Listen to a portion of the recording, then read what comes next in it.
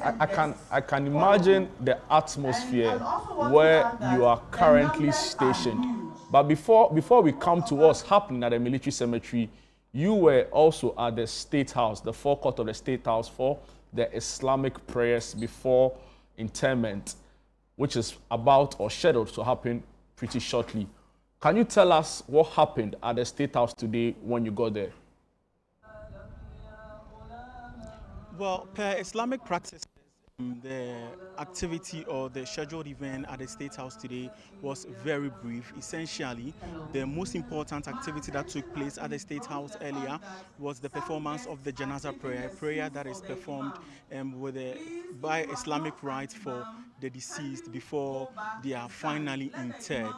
Well, a lot of dignitaries, sympathizers, family members, and relatives gathered at the State House, and most of them have made their way here at the military cemetery in Chado, where the two Muslims among the 8 deceased are expected to be laid to rest.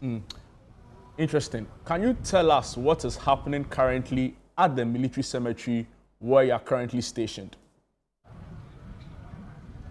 Well, the scheduled event for today here at the military cemetery in Chado, which is the burial ceremony or rite for these 2 individuals among the 8 persons, is gradually taking shape. Individuals or persons who were earlier at the State House, like I mentioned, are making their way here at the military cemetery to witness or be part of the final burial rite for the late Honorable Murtala Ibrahim, Mohammed, and Limuna Muniru, who tragically lost their lives in that gory helicopter crash. We see a number of individuals here, notable individuals for that matter. I see Amin Mohammed, a member of parliament for Karaga, and former member MP for Karaga, former I want to engage him briefly. Assalamu alaikum wa rahmatullah. Wa alaikum assalam wa rahmatullah. You are live on ChannelOne TV. Honorable, tell me, for Muslims, we know how important Janaza prayers are, but for you particularly, what was your prayer for the deceased too? Well, the deceased is my brother, it's my family, and so I have been saying prayers for his soul since the incident happened. You don't necessarily need to say it in the public. But what we say during our Friday, our prayers, 5 daily prayers, will reach him. And I have no doubt that Allah will grant him Jannatul Firdaus. What about these 2, Limuna Muniru, and especially for Comrade Murtala Mohammed, who was a colleague in Parliament? Who do you miss the most? Well, Alhaji Muniru was a senior brother. In fact, I was with him about a month ago at a program at UPSA, and we had discussions. We even committed to doing some things together. Unfortunately, we did not know that it will go so soon. Same as Honorable Murtala, we were very close to each other, Murtala and I, very, very close. He always called me his teacher. He respected me so much, and therefore this is a big loss to me personally and to the country. So there are lessons we can learn from this, and this is why I keep calling on Parliament.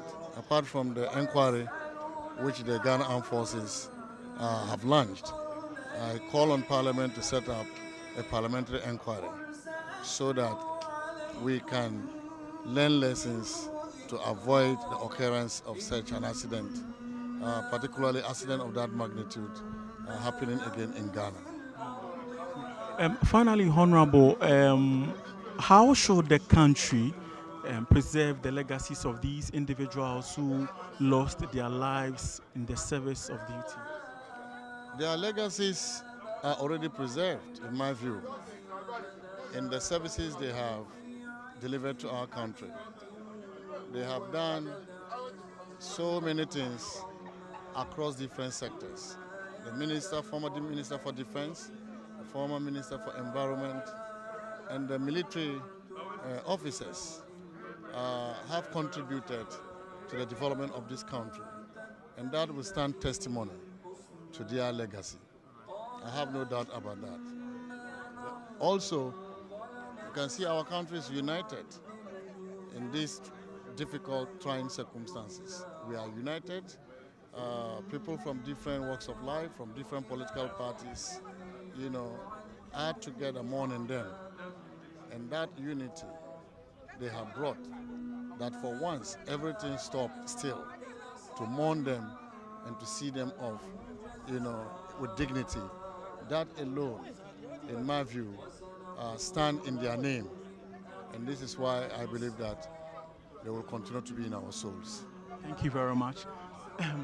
These are words from a member of parliament for Karaga and former MP, former Minister of Finance, Mohammed. I mean, it's a palpable somber atmosphere here at the military cemetery in Chado. A lot of dignitaries, a lot of notable figures, both from the NDC and the MPP, and especially members of parliament are making their way here at the military cemetery in Chado to Honorable, Assalamu alaikum. Good day. Yes, I would like to engage you.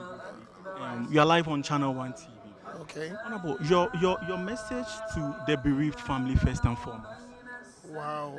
Message to the bereaved families is that these 8 people are heroes. They've died for Ghana in the course of duty. And therefore, I would say that the family should be consoled that the relatives have died an honorable death, albeit that it's in a state that none of us wish it had happened. All of us who have been in government, any of us could have done that. So our thoughts are with them. We pray that God will grant them the grace to be able to go through what they are going through now. But at the end of the day, the whole country owes them some gratitude, and God bless them. The president has come. Yes, so the President of the Republic of Ghana, John Dramani Mahama, has just made his way here at the military cemetery in Chado, and that signals the beginning, if you like, of the very important exercise that we have all gathered here today to witness, which is the interment of the 2 heroes amongst the 8 who tragically lost their lives in that infamous helicopter crash. So clearly in your shot you can see President of the Republic of Ghana, John Dramani Mahama, who, like many of us, have been reflecting on this sad incident, have been grieving, and like the Vice President yesterday said at the evening of reflection and memorial, reflecting on the possible lessons to be learned from the tragic incident. I'll possibly resume my conversation with Ambrose Derry. Honorable, please, so you have been at the heart of security, in this country, occupying the Interior Ministry. Tell us, what lessons are there to be learned from this, rather sad issue so far as security is concerned? Well, the lessons to learn is that we all are at risk who are in the security services, and in fact those who are in political positions. We all work at risk for the country, and the least we can do is provide equipment for those in office that they can be safe. We should stop playing politics with that. We should get the best equipment for our people to work, and that is all I can say for now. Thank you. All right. Thank you very much. Ambrose Derry, the former Interior Minister, he's saying that we should stop politicizing issues of security in the country, because at the end of the day, it affects everyone, regardless of your political color. Yes, sir. Good day, sir. I would like to engage Harizako briefly, former Vice Chair for the NDC and CEO for the Accra Hearts of Oak. Honorable, thank you very much for your time. We are live on ChannelOne television. Since my condolences to you. I keep saying that this is a national tragedy, but for those of you who are directly connected to the governing NDC, this should hit even harder. It has hurt us very much. It is a very, we feel that it has great disaster for Ghana, for the people of Ghana, for the government and the parliament, and for the president especially. I don't know what to say, because it is a great sadness. but it is a great loss also. The president is safe, we thank God. So we give condolences to the people of Ghana, to the president, to everybody in Ghana. We feel sorry. It is, you cannot, words cannot express the implication of this and the feeling. So, Your message of consolation to the bereaved family, especially. may their souls all rest in peace. This is what we can say. Any message to the bereaved family? Of course, and it is, we pay our condolences, and then they will have to feel proud of them because they are sacrificing themselves for the interest of their nation. So, Thank you very much. Yes, in your short, just arrived also is businessman and brother of the president, Ibrahim Mama, who has made his way here at the military cemetery in Chadu, like I said, to be part of this very important exercise. I would want to engage more people, even as we prepare to be honorable. Thank you very much. Assalamu alaikum. You're live on Salam. Yes, you're live on ChannelOne TV. Yes. Honorable, you as a former, minister occupying the defense space, tell me, what really is there to be learned from this sad issue, even before we come to the nitty-gritties of our meeting here today? Well, yes. With military issues, we don't know all the facts yet, and so you can only give general recommendations and what we should do. But the most important thing is that the relationship between political office holders and the citizen has never been a good one. They only see the perks of office, but they don't see risks like what we have just gone through. And so, well, it's a big loss to their families. We can only console them and ask them to take heart, particularly all of them being a very young generation. But I'm sure the good Lord will give them all the courage to be able to put to in the absence of their providers. Honorable, do you think the time is now for us to begin as a country to have a dispassionate and non-partisan conversation about, for instance, this country's security architecture, the extent to which they are equipped, and even the conversation around the presidential jet and the aircraft, operational aircraft of the Air Force in the first place? Yes, as a country, and like most African countries, we always take symptoms for what are otherwise systemic issues. And these are issues that have been there and lingered from year to year up till this point. And so when you get this open moment, which will look like an isolated incident, and you put it together, you get a very clear picture that most of these issues could have been addressed.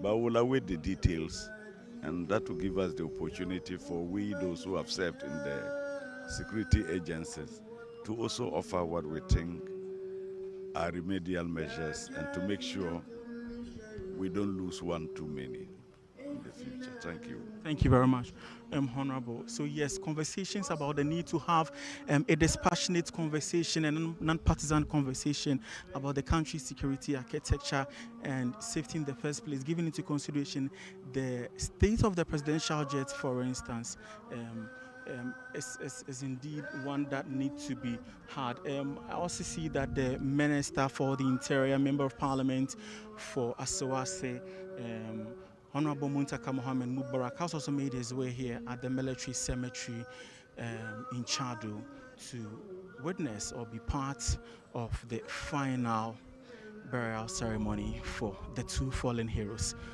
Murtala Mohammed Ibrahim and Limuna Mohammed, as they are finally laid to rest. In the background, you can hear a very solemn recitation of the Holy Quran, and this should give you a better. This should give you a better sense of today's activity. It's been a moment of grief. It's been a moment of palpable agony, especially for those who are directly affected by these tragic incidents. But as people from all walks of life gather here in unity, in community, and to possibly rise above the fray with these messages of consolations. Some of these Muslims who are deeply rooted in their faith or say, Inna lillahi wa inna ilaihi raji'un, they believe strongly that it is from the Almighty Allah they came and it is to Him they shall return. And so they find solace in that. They also find solace in the fact that Murtala Ibrahim Mohammed, for instance, his days on earth was a devout Muslim. I mean, there's been videos of him circulating, reciting floor of parliament, making his case with some provisions or some quotes from the Holy Quran. For them, that alone is a testament that the late Ibrahim Murtala Mohammed has indeed gone back to his maker.